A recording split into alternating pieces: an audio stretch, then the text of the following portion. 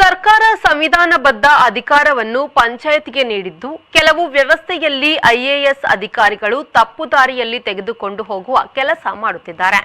ಈ ನಿಟ್ಟಿನಲ್ಲಿ ವಿಶೇಷ ನಿಯೋಗ ಸಚಿವ ಪ್ರಿಯಾಂಕ ಖರ್ಗೆ ಅವರನ್ನು ಭೇಟಿ ಮಾಡಿ ಆದೇಶದ ಸಾಧಕ ಬಾಧಕದ ಬಗ್ಗೆ ಚರ್ಚೆ ನಡೆಸಲಿದ್ದೇವೆ ಎಂದು ರಾಜೀವ್ ಗಾಂಧಿ ಪಂಚಾಯತ್ ರಾಜ್ ಸಂಘಟನೆಯ ಜಿಲ್ಲಾಧ್ಯಕ್ಷ ಸುಭಾಷ್ ಚಂದ್ರ ಶೆಟ್ಟಿ ಕುಳಾಲು ಹೇಳಿದ್ದಾರೆ.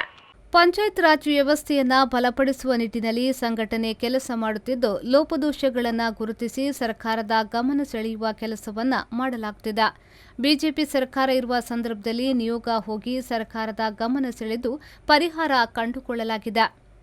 ಇತ್ತೀಚೆಗೆ ಗ್ರಾಮೀಣಾಭಿವೃದ್ಧಿ ಸಚಿವರನ್ನ ಮಂಗಳೂರಿಗೆ ಕರೆಸಿ ಸಮಾವೇಶ ನಡೆಸಿ ಹಲವಾರು ಬೇಡಿಕೆಯನ್ನ ಇಟ್ಟಿದ್ದು, ಅದರಲ್ಲಿ ಗ್ರಾಮ ಪಂಚಾಯತಿಗೆ 26 ಇಲಾಖೆ ಹಸ್ತಾಂತರ ಮಾಡುವ ಕೆಲಸ ಪ್ರಗತಿಯಲ್ಲಿದೆ. ಪಂಚತಂತ್ರ 2 ಅಳವಡಿಸುವ ಸಂದರ್ಭ ಕಟ್ಟಡ ಸಂಖ್ಯೆ ಬಿಟ್ಟು ಹೋಗಿರುವುದನ್ನು ಸೇರ್ಪಡೆಗೆ ಅವಕಾಶ ನೀಡಿ ಸದ್ಯ ಗ್ರಾಮ ಪಂಚಾಯತ್ ವ್ಯವಸ್ಥೆಯಲ್ಲಿ ಜಾರಿಯಲ್ಲಿದೆ. ವಸತಿ ಯೋಜನೆಗಳು ಕೆಲವು ಹಂತದಲ್ಲಿ ನಿಂತು ಹೋಗಿದ್ದು, ಅದಕ್ಕೆ ಮತ್ತೆ ಅವಕಾಶ ನೀಡಲಾಗಿದೆ ಎಂದು ಸುದ್ದಿಗೋಷ್ಠಿ ನಡೆಸಿ ತಿಳಿಸಿದರು.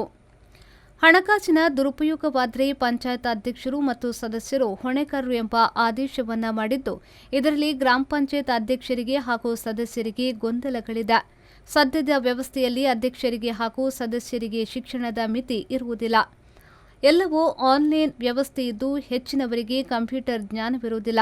ಅಧಿಕಾರಿಗಳು ತಯಾರಿಸಿದ ದಾಖಲೆಗಳಿಗೆ ತಮ್ಮ ನೀಡುವ ಕೆಲಸವನ್ನ ಅಧ್ಯಕ್ಷರು ಮಾಡಬೇಕಾಗಿದೆ ಎಂದು ಹೇಳಿದರು.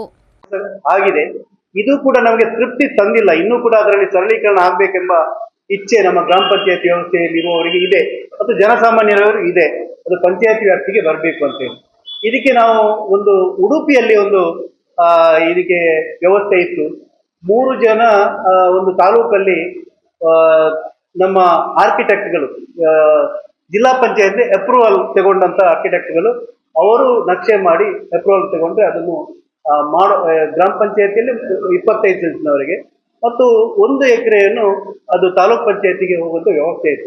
ಇದನ್ನು ಇಲ್ಲಿ ಕೂಡ ಮಾಡಬೇಕೆಂಬ ಬೇಡಿಕೆಯನ್ನು ಈಗ ನಾವು ಉಡುಪಿಯವರು ಮತ್ತು ನಾವು ಸೇರಿಕೊಂಡು 4 ಸಭೆ ಸೇರಿ ಅದನ್ನು ಪ್ರಿಯಾಂಕ್ ಖರ್ಗೆ ಅವರು ಮತ್ತು ಇತರ ಸಚಿವರುಗಳ ಗಮನಕ್ಕೆ ಇನ್ನೊಮ್ಮೆ ನಾವು ತರಲಿಕ್ಕೆ, ಸಭಾಧ್ಯಕ್ಷರ ಗಮನಕ್ಕೆ ತರಲಿಕ್ಕೆ ನಾವು ಇದ್ದೇವೆ.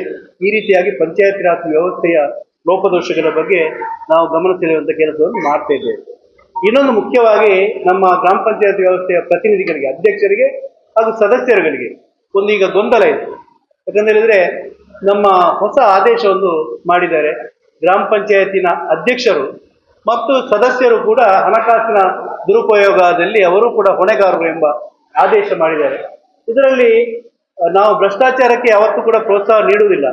ಅದು ಅಧ್ಯಕ್ಷ ಮಾಡಲಿ ಅಥವಾ ಯಾರೋ ಮಾಡಲಿ, ಆದರೆ ಇದರಲ್ಲಿ ವಿಮರ್ಶೆ ಮಾಡುವಂತ ಅವಶ್ಯಕತೆ ಇದೆ.